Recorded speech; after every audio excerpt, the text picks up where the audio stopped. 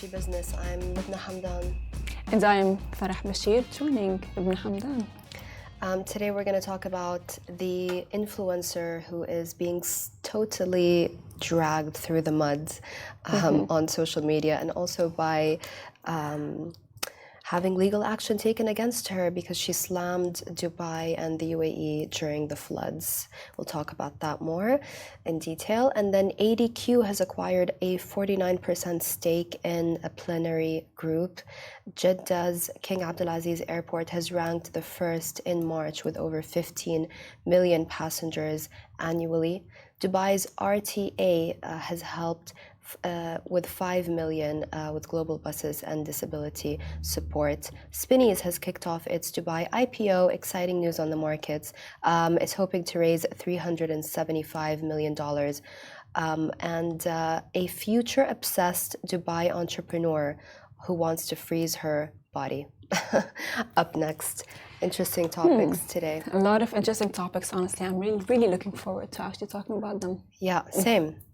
How has your morning been, Farah? Actually, my morning has been really chill. You know, the roads are not as traffic as they used to be, which just like shows me that Dubai actually has picked up really quickly and has gone back on track, which is, by the way, what we spoke as well about like on the show, you know. I mean, shout out to Dubai, the UAE all in whole, you know, for like getting back on track, and they got back on track in like 3 days. Yeah. Yes, maybe not fully, but I can confirm from a resident point of view that it is full now. Sorry, I lost you there for a minute because I just noticed on my laptop that it's still Thursday and that it's not Friday yet, and that was very heartbreaking for me. So one more day. Speaking of Dubai, Elon Musk just tweeted that Dubai is great, just randomly. He loves to do that stuff. We love to see it from Elon Musk. Elon Habibi, come to Dubai. We should. If the moment he comes to Dubai, we should have like the meme. I felt that was very cringe of me. No, that was very Gen Z. I think Gen Z would approve. Yeah. For sure. I mean, me trying to speak like Gen Z is like a guy in his 50s buying a Ferrari. Oh my God, no. Middle-age crisis kind of stuff. It's okay. It's okay. You know who you are, guys.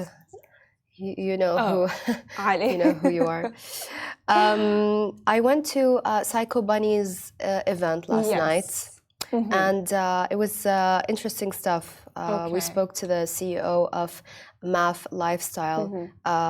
Apparently, so Psycho Bunny is this really cool brand, lots of colors. It's a picture of a rabbit with a skull, a little bit psycho, a little bit cute. Cute but psycho. I think there's a song that goes like that. Sweet but psycho, yeah. Sweet but psycho. Yeah. Sweet but psycho. I mean, this is the best combination, no? Yeah. It's the men that make us psycho. So that is true. No, I agree with you. Oh yes. Good on you for saying that and pointing that out. But interestingly, so the event was in Playa in West Beach, and it's part of the club in West Beach, and it's just such an incredible area, that area. So many restaurants, and I remember when West Beach first launched, it was like a total ghost town. There was only Coco Bay, and now it's, you know, parties at Surf Club. Someone told me the other day that nobody enters Surf Club and goes out sober. That is true, actually. No, that nobody. I mean, honestly, I just like, you know, like we live in the UAE, and UAE is all about expansion. So like if you see, and I say this to my family all the time, is that the empty areas that they go like, oh my God, this is so empty.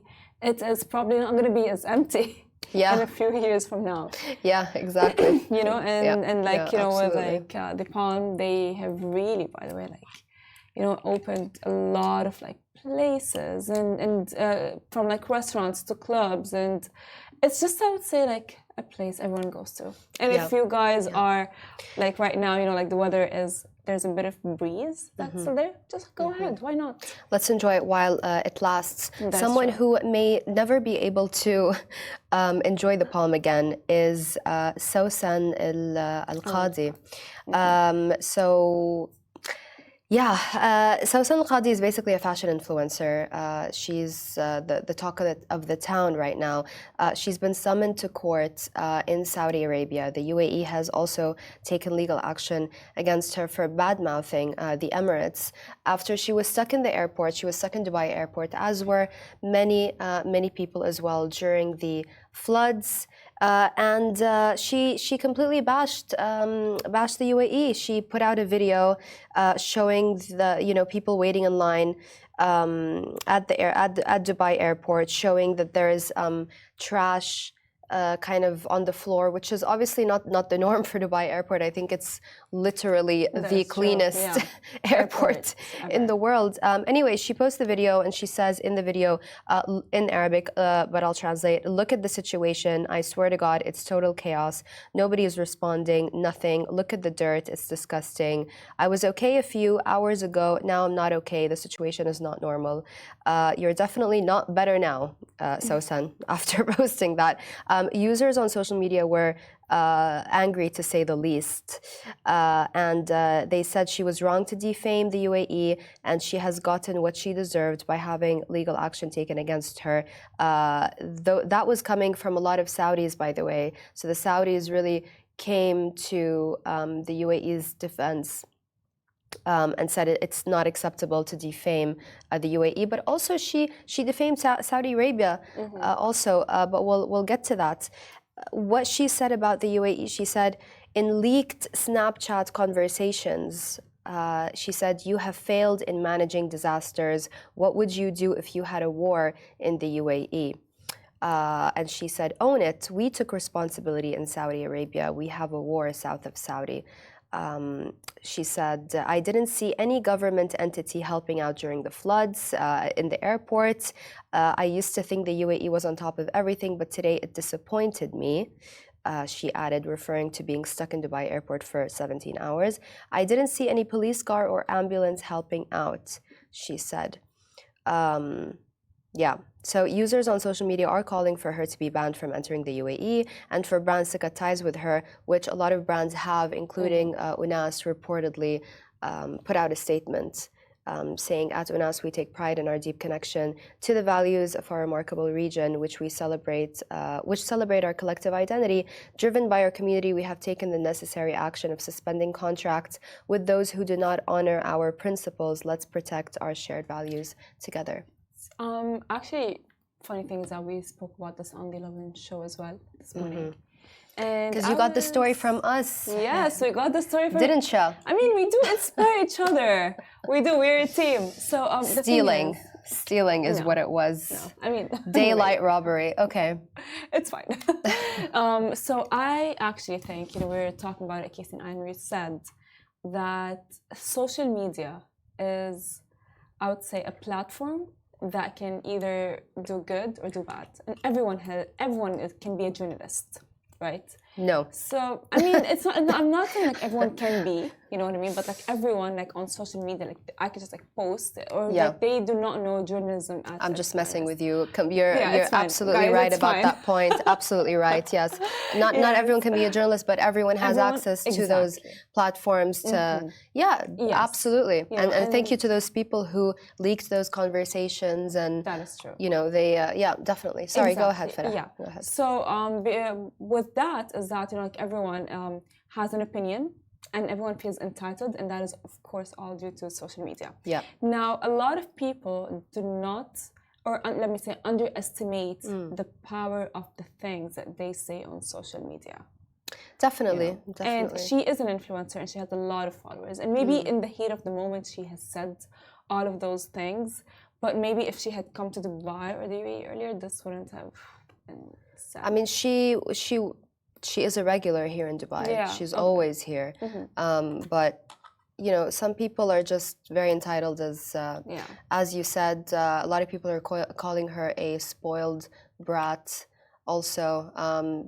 What she was saying in the airport is that they're not giving us, because she's Saudi, so I think she thought she's better than all those other people waiting for their flights. They're not giving us any attention. They're not giving us, they're not helping us.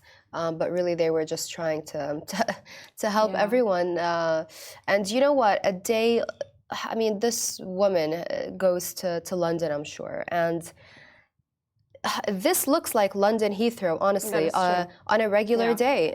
it does. I mean, so yeah, what she did was absolutely ridiculous. And I do think that influencers get away with so much stuff that they say online that journalists have to be very careful. That is true. Not to say this and not to say Yeah. that. And, you know, you could get fired for saying 1, 2, 3, but with That is the true. influencers, there needs to be, I think, more regulation for them. I think honestly because as a journalist you have credibility and Yeah. people would trust a journalist more than an influencer.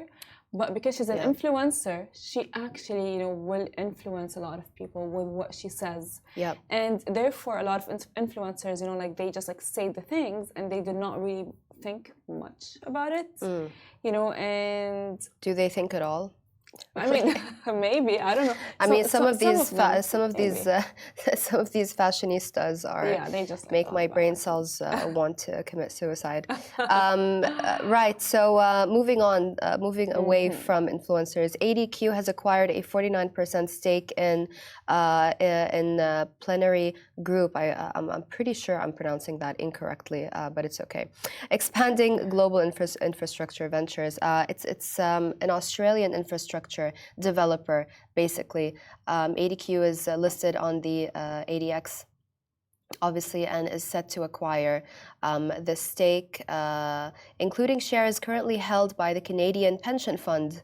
The deal aims to accelerate infrastructure expansion globally, with ADQ injecting capital to support growth ambitions across various markets. Always active, ADQ. According to Hamad Al-Hamadi, Deputy Group CEO of ADQ, this collaboration, marking our inaugural venture in Australia, underscores ADQ's commitment to developing partnerships that complement our investment strategy, which aims to create long-term value and generate sustainable financial returns, he said. He told Gulf News. A co-investment platform will focus on opportunities in public and social infrastructure, particularly in the GCC, the Middle East, and Central Asia. The Australian group, with a $25 billion asset portfolio across Australia and the Middle East, anticipates significant development opportunities through the partnership. So it's great to see.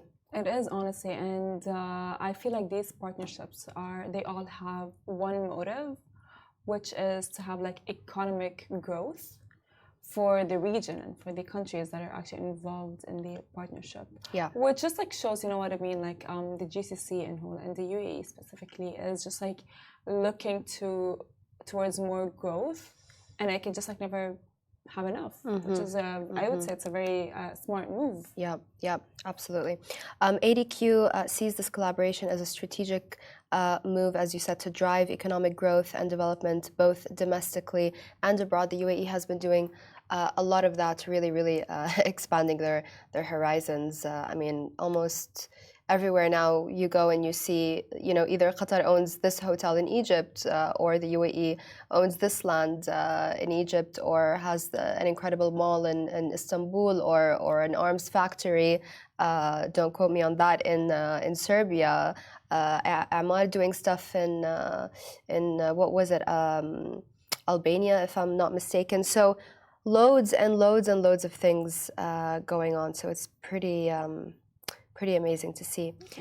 Going to Saudi, a little friendly competition going on between the UAE and Saudi. Jeddah's King Abdulaziz Airport has ranked the first in March for airports with over 15 million passengers annually. That's according to a monthly report from the General Authority of Civil Aviation. It's retained its position as the leading airport among those serving 15 million or more passengers annually. King Khalid International Airport in Riyadh secured the second spot. The Aviation Regulatory Authority assesses airports based on 14 key metrics that gauge the passenger experience. These metrics include various aspects such as flight delays, check-in, security, passport and custom control, the availability of airport facilities and services for individuals with limited mobility. So yeah, have you been to Jeddah? I actually haven't. I really would love to go to Saudi, which is just by the way, the fact that I'm saying that, the fact that a lot of people are actually saying that, just like shows how Saudi has gone a long way. Sorry, this report is based only in Saudi, Yeah. by the way, because that wasn't clear. Yeah, Yeah, go it was ahead. not mentioned. Yeah, of course. Don't worry about that. So, exactly. No, I've not been. Sounds to... like it topped the world's Yeah. airports. Yeah. Yeah, I mean, it's, you never Just know. in Saudi, Yes, yeah. just in Saudi. But like again, like Ahead of Riyadh, though. Ahead of Riyadh. exactly. So that's yeah. Because like I have always wanted to go to Saudi. To be honest with you. Oh, you haven't been? I haven't been there. But the fact that I have been thinking in my head, like, oh, I would want to go, just gets, the subconscious thought, like, okay, so this just like shows and proves a lot that Saudi has gone a long way from what it has been to what it will be. And I think, honestly, like this report regarding the airport does not come out of the blue. It comes out of a lot of, strategic things and studies that has been done for the airport to be handled in a certain way, which I think as well, like, it's very cool. I would love to actually and go and experience this, one-on-one. Would have been interesting for you to go before and then see the change after. But you know what? It's. I remember I went to Riyadh a couple of years ago for an event with the UN and another publication I used to work for. But it was interesting because we got into we took an Uber and it was a Saudi guy driving, and he just had everything from chocolates to water to soft drinks. He kept asking us what music we'd like to listen to, and he was just so excited to see foreigners, to see expats, coming into Saudi. It was just kind of starting that year. I think it was late 2018, 2019, something like that. So yeah, it was great. Dubai's RTA, let's talk about that. They've really played a significant role in community development, obviously, and social good initiatives as well. Last year, they reached over 5.2 million beneficiaries, both within and outside the UAE. The achievement reflects their commitment obviously to stick to values like tolerance, teamwork, and leadership. Great to see. Rashid Abdelkarim Al-Mulla, Director of Marketing and Corporate Communications for RTA, highlighted several noteworthy initiatives.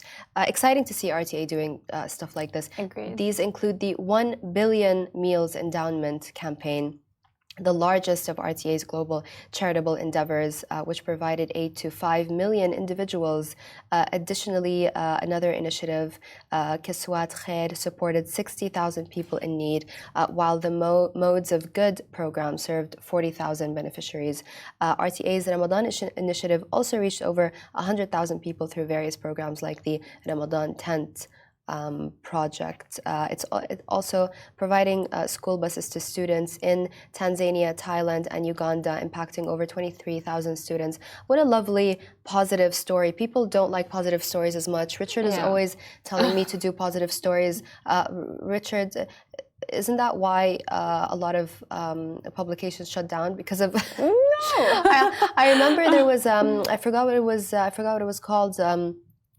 But there was a publication launched here, I believe, and something else in the UK, totally focused on positive news, and they shut down because no one was interested. Look, people love the drama, but at this point, people love the drama, right? And they just they're gonna be like, yeah, what about? It's a lot of good things. It's a lot of positivity. Give us the tea, as we say in our Gen Z slang. Yeah. But one thing is that, we do talk about tea. So we do have some tea. Like, for example, we talked about the Saudi influencer who got, into a lot of drama and a lot of trouble for speaking of Dubai. But I think this is a very important story because like RTA, you people might think it's just like another public transportation authority in the country, in the region, that just allows you to transport from one place to another. but it has done a lot of good. Even for the flood. I mean, for the floods that has happened in the UAE, it is, you know, like we talked about this on the 11 Dubai show. There, if you have insurance, there is a way that the UAE is actually going to help you regarding if your car got, you know, affected, if your house has got affected, you know, and as well, don't forget the amount of money that is being put to the people who actually are victims of the flood and so on. And the fact that the RTA has always like shown out there or stood in solidarity with, you know, a lot of things, whether it's the people of Gaza and floods and this and that and so on, which is it's a good thing. Yeah, absolutely, absolutely. Spinneys has kicked off its IPO in Dubai to raise $375 million. Exciting stuff. Spinneys was, we'll talk about the story of Spinneys another day, but check it out, it's interesting. It was actually launched initially in Egypt by a British, I believe he was a military man. He was a sergeant. I forget the exact title, and then it moved on to a family, and it moved on to Dubai. So the ownership changed, and we'll talk about that a little bit more in detail. I do want to get you guys accurate information. I want to get you the information that's not out there that you can't find online. So I'm going to look into that. But the story of Spinneys is fascinating. Anyway, Sheikh Rashid apparently was the first customer in the Dubai branch, apparently. So yeah. Right, on Tuesday, the franchisee of Spinneys, a supermarket chain in the UAE and Oman, announced plans to raise up to $375 million by selling a 25% stake through an IPO. The indicative price range was set between 1.42 dirhams and 1.53 dirhams, implying a market cap of between 1.39 to 1.5 billion dollars. That's between 5.11 to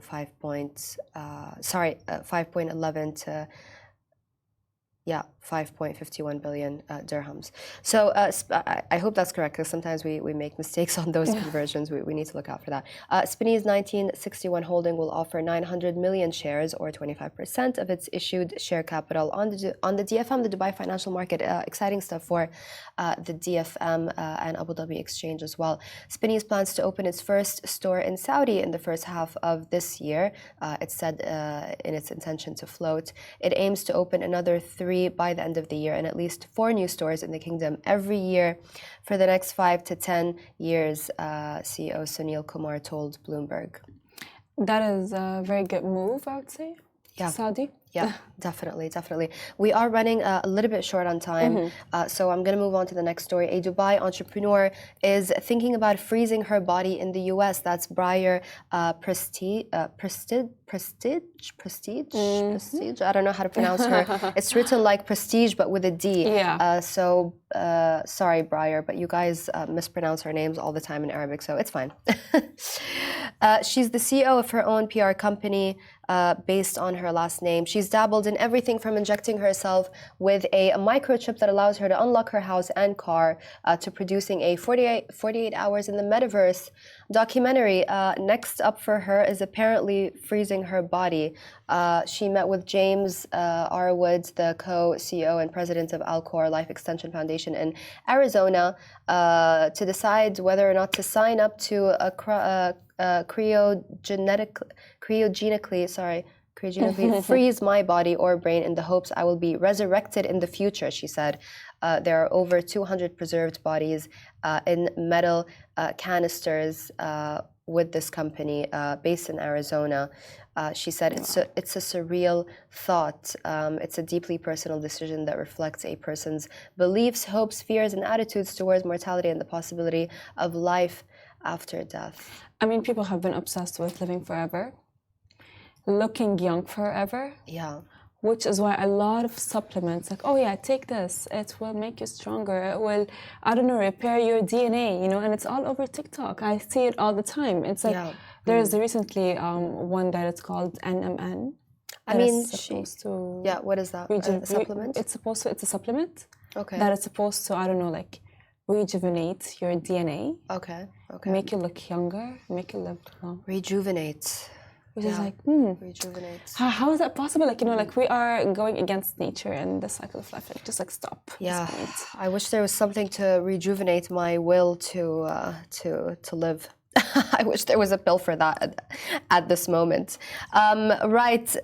Actually, for Briar, she said, signing up is an adventure. It's exciting. And even if it doesn't work, I'll be happy to contribute my body to scientific exploration. So you know what?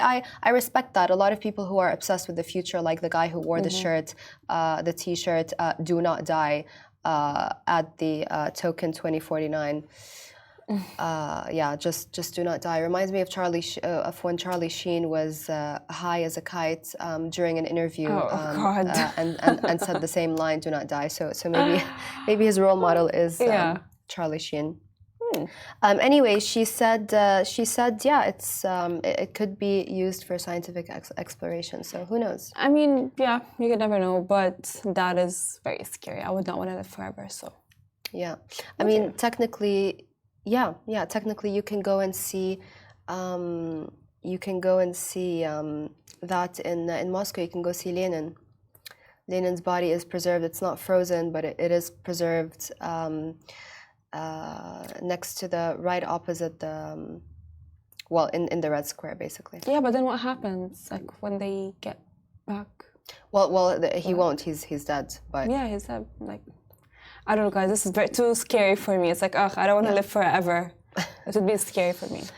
I think in Lenin's case, when you go to Moscow, and maybe this is interesting for people to know, there are lines and lines and queues. People still love to go and see Lenin just because he was such a legendary figure. The USSR obviously lost it towards the end, but he's a legend. Yeah. Anyways, right. We're wrapping up for today. Forgot to mention in the beginning, this is Thursday, the 25th of April. But we'll be mentioning it every day, so just so you guys are aware of the day. It helps with the news. What you guys know the drill. We'll see you tomorrow. Smashy.tv for the video version. To see me being extra grumpy today, and to see Farah being lovely, or listen to us wherever you get your podcasts. See you tomorrow.